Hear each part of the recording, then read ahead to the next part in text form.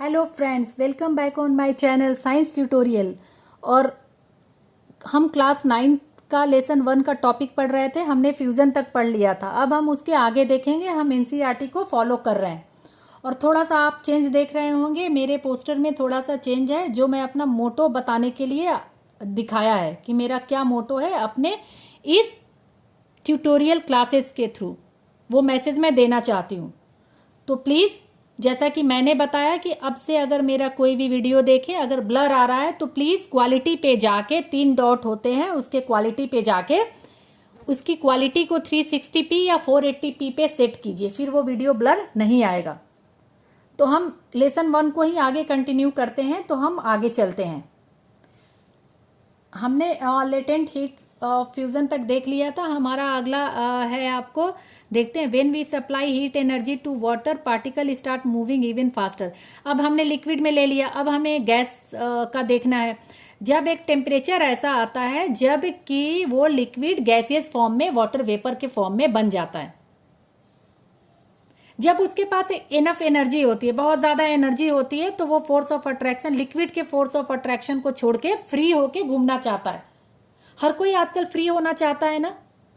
तो पार्टिकल भी फ्री होने चाहते हैं, बट वो बॉन्ड से बंधे होते हैं। तो जब उन्हें हीट मिलता है, एनर्जी के फॉर्म में हीट मिलती है, तो वो क्या करते हैं, अपने बॉन्ड को ब्रेक करके फ्री होते हैं। जितना फ्री होंगे तो सॉलिड से लिक्विड और लिक्विड से गैस बनते जाएंगे। एक टेम्परेचर ऐसा आता है जबकि टेम्परेचर, जब लिक्विड जो है गैस में बनना स्टार्ट हो जाता है, गैसियस फॉर्म में लिक्विड जो है चेंज होना स्टार्ट हो जाता है, उस टेम्परेचर को हम बॉइलिंग पॉइंट बोलते हैं। The temperature at which liquid start boiling at the atmospheric pressure is known as boiling point. Boiling point को हम ऐसे भी डिफाइन करेंगे। ये तो छोटी क्लास का है थोड़ा, तो आगे से थोड़ा एक और डेफिनेशन है, तो उसको हम आगे देख लेंगे कि बॉइलिंग पॉइंट हम दूसरे टर्म में किसको बोलते हैं। ठीक है, वो वेपर प्रेशर और एटमॉस्फेरिक प्रेशर के भी टर्म में है, यहाँ नहीं दिया इसलिए मैं आपको नहीं बता रही। Boiling is a bulk phenomenon. Particle from the bulk of the liquid gain enough energy to change into vapour state. What is meaning of bulk phenomenon? Bulk का मतलब है पूरे कंटेनर से हो रहा है। एक प्रोसेस इसमें आएगा इवेपोरेशन। इसको मैं समझा रही हूँ। इवेपोरेशन कभी भी किसी भी टेम्परेचर पे होता है। घर में आपने पानी रखा, इवेपोरेट होते रहा, क्योंकि वो सरफेस प्रोसेस है। पहले ऊपर का पानी जाएगा, ड्राई होगा, उसके बाद नीचे से जैसे एक एक लेयर ड्राई होते जाएगा, फिर नीचे वाले का नंबर आएगा। पर बॉइलिंग इज बल्क फेनोमेनन। सबसे पहले तो नीचे, जब तक नीचे हीट आती है, अगर कंटेनर को हमने 100 डिग्री टेम्परेचर पे चढ़ाया है, 100 डिग्री टेम्परेचर हमारा एटमॉस्फेयर में तो होता नहीं है, तो हमें गैस पे या चूल्हे पे चढ़ाना होगा। तो जब तक नीचे से बॉयल होके पार्टिकल ऊपर नहीं आएंगे, तब तक ये प्रोसेस नहीं होगा बॉइलिंग का। सरफेस फेनोमेनन नहीं है, बल्क है। पूरे बल्क से पार्टिकल जाते हैं, बॉयल होके किस में कन्वर्ट हो रहे हैं? वेपर में। तो ये आप ध्यान रखिए, boiling is a bulk phenomenon, क्योंकि बल्क से, नीचे से ही आके ऊपर पार्टिकल वेपर बनते हैं। जब लिक्विड एनफ एनर्जी गेन कर लेता है तो वो वेपर स्टेट में चला जाता है। बॉइलिंग पॉइंट कितना होता है? 100 डिग्री सी होता है, और melting point 0 degree C. Kelvin के टर्म में बॉइलिंग पॉइंट हो जाएगा 373 के, और जबकि मेल्टिंग कितने में था? 273। तो हमने क्या किया? 273 में 100 डिग्री को ऐड कर दिया। ये देखा आपने? ये आपने देखा, 100 डिग्री को ऐड करके ये हमने बॉइलिंग पॉइंट बना लिया। अब यहाँ पे लेटेंट हीट ऑफ वेपोराइजेशन होता है। जैसे हमने लेटेंट हीट ऑफ फ्यूजन को किया था, यहाँ पे लेटेंट हीट ऑफ वेपोराइजेशन होता है। लेटेंट हीट ऑफ वेपोराइजेशन का मतलब है कि 100 डिग्री सी पे जो हीट 100 ग्राम, 100 ग्राम वाटर को 1 kg वाटर को गैस फॉर्म में बदल रहा है, 1 लीटर वाटर को गैस फॉर्म में बदल रहा है। एक चीज और है, particle in steam that is water vapour at 373 kelvin have more energy than water at the same temperature. जब एक फॉर्म से दूसरे फॉर्म में जाते हैं तो हमेशा दूसरे फॉर्म का जो है एनर्जी बहुत ज़्यादा होता है। ठीक है, उसमें क्या था, जब हम आइस से वाटर गए थे तो वाटर में ज़्यादा एनर्जी थी। अब वाटर से वेपर जा रहे हैं तो वेपर की एनर्जी बहुत ज़्यादा है, बहुत ज़्यादा हीट है उसके पास, क्योंकि latent heat of vaporisation use कर रहा है। तो जब आपने देखा होगा कभी हाथ को अगर वेपर के पास रखिए तो वो ज़्यादा आपको जल्दी जलता है या गर्म होता है कंपेयर टू गर्म वाटर में। वेपर से वाटर वेपर जो स्टीम निकल रहा है उससे आपको ज़्यादा डैमेज हो सकता है, क्योंकि उसके पास लेटेंट हीट ऑफ वेपोराइजेशन है। तो ये जो मैंने प्रोसेस आपको समझाया था ये इसी का एक फ्लो चार्ट टाइप का है। सॉलिड स्टेट को जब हीट किया तो लिक्विड में गया, लिक्विड को हीट किया तो गैस में गया, और कूल करने पे इंटरचेंज हो जा रहा है, जो मैंने आपको पीछे समझाया था। तो जब टेम्परेचर हम चेंज करते हैं तो स्टेट ऑफ मैटर भी चेंज होते रहता है।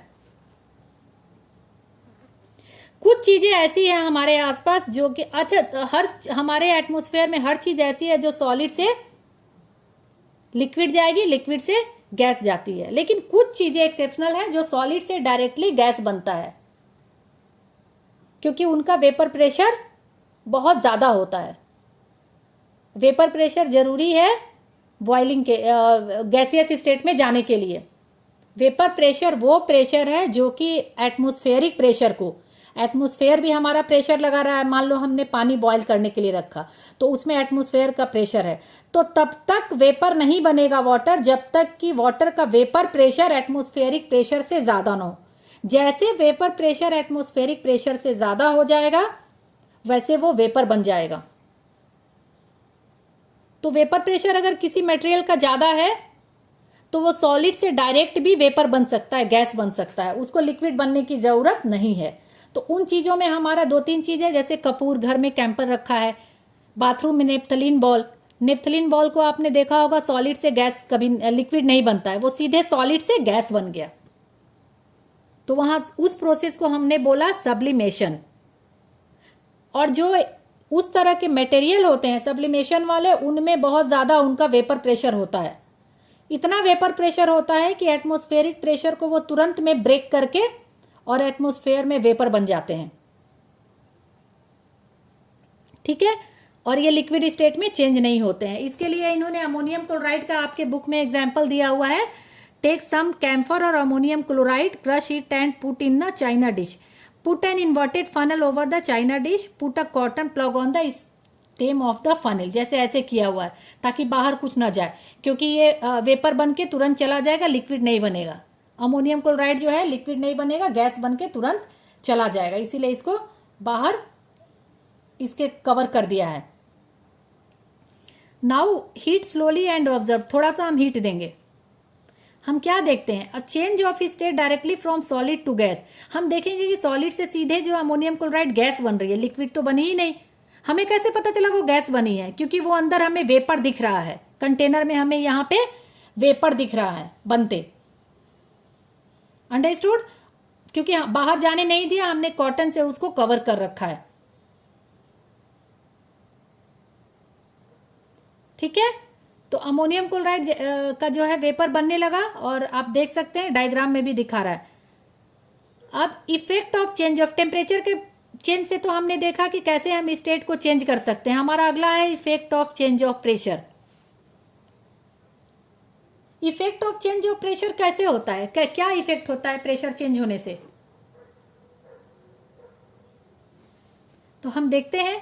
आपने कभी देखा है अपने किचन में, आपके घर में जो होता है कौन सी गैस रखती है? एलपीजी, लिक्विफाइड पेट्रोलियम गैस, कभी देखा है ना आपने? या गाड़ियों में हम आजकल सीएनजी भरवाते हैं, compressed natural gas, compressed word इसमें यूज हो रहा है, और वहां पे liquefied petroleum gas. Actually petroleum gas वो गैस के फॉर्म में था, हमने उसको बहुत ज़्यादा प्रेशर, मतलब उसको ज़बरदस्ती हमने क्या किया, एक सिलेंडर में भर के उसको ढक दिया। ढकने का मतलब उसको प्रेशर हमने लगा दिया, प्रेशराइज कर दिया। तो जब प्रेशराइज कर दिया तो बहुत सारे गैस मोलिक्यूल जो बहुत दूर दूर थे, गैस के पार्टिकल, प्रेशर देने के बाद, दबाने के बाद वो बहुत क्लोज आ गए। क्लोज आने के बाद वो लिक्विड में कन्वर्ट हो गए, तो इसीलिए उसका नाम लिक्विफाइड पेट्रोलियम गैस रखा गया है, एलपीजी।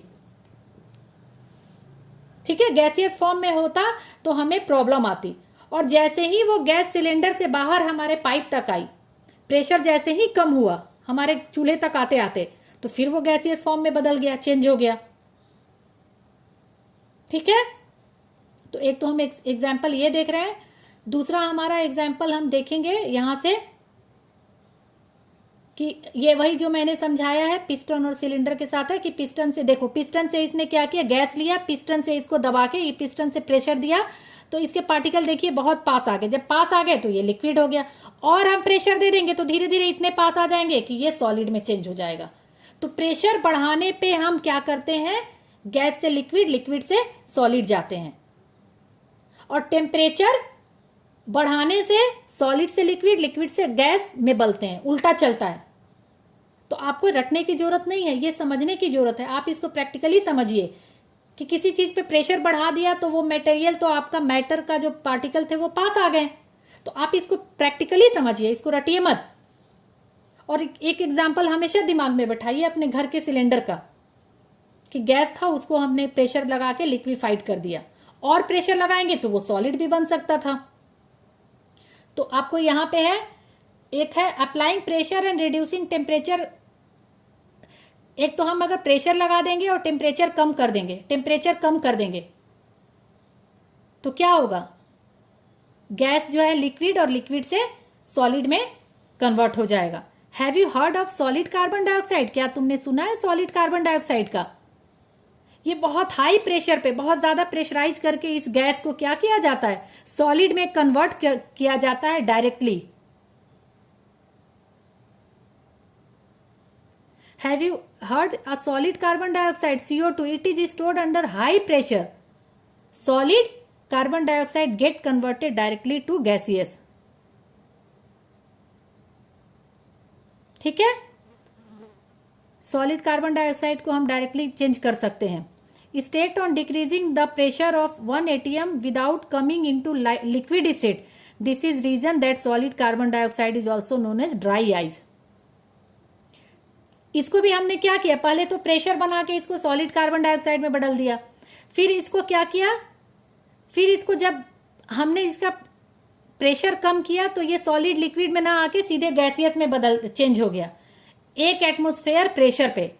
तो इसे हम ड्राई आइस भी बोलते हैं, इसे क्या बोलते हैं हम, ड्राई आइस भी बोलते हैं। तो ये हमारा एग्जाम्पल है, और ये inter conversion of 3 state of matter है, जिसको आप देख लेंगे। तो ये हमारा जो हमारा वीडियो, हम इसको ज़्यादा लेंदी नहीं करेंगे। और आप देखिए, ये लिक्विड से सॉलिड जा रहा है तो इसको हमने सॉलिडिफिकेशन बोला, और सॉलिड से लिक्विड जाने को फ्यूजन बोला। आप हमेशा बर्फ का, आइस, वाटर और वेपर का एग्जाम्पल दिमाग में रखिए। गैस से अगर डायरेक्टली सॉलिड गया तो सब्लिमेशन हो गया, जैसे सब्लिमेशन हो गया, सॉलिड से डायरेक्टली गैस गया जैसे कपूर। और अगर गैस से डायरेक्टली सॉलिड गया तो डिपोजिशन हो गया। ठीक है, इसी तरह लिक्विड से गैस गया, पानी से वेपर बना तो वेपोराइजेशन हो गया, और गैस से वेपर से फिर पानी बना तो कंडेंसेशन हो गया। जैसे जो वाटर वेपर आपको क्लाउड में गए हैं तो क्लाउड में कंडेंस होके फिर वो वाटर के फॉर्म में गिर रहे हैं, तो ये हमारा क्या था, कंडेंसेशन का प्रोसेस था। तो आज हम इस कंटेंट में इतना ही देखेंगे। इसको और भी आप ट्राई कीजिए डिफरेंट एग्जाम्पल से समझने की, पर मेरी रिक्वेस्ट है कि आप वाटर का एग्जाम्पल हमेशा दिमाग में रखें, और जैसे आपको कंफ्यूजन है आप फटाफट उसको देख लीजिए कि टेम्परेचर बढ़ाने से मॉलिक्यूल कैसे चेंज हो रहा है, क्या हो रहा है, तो आपको कभी भी प्रॉब्लम नहीं आएगी। और इस फ्लो चार्ट को भी आप याद कर जाइए और इसको लिख के प्रैक्टिस कर लीजिए। And thanks for watching again. अगर पसंद आए सब्सक्राइब, लाइक और शेयर करना ना भूलें। Thank you from science tutorial.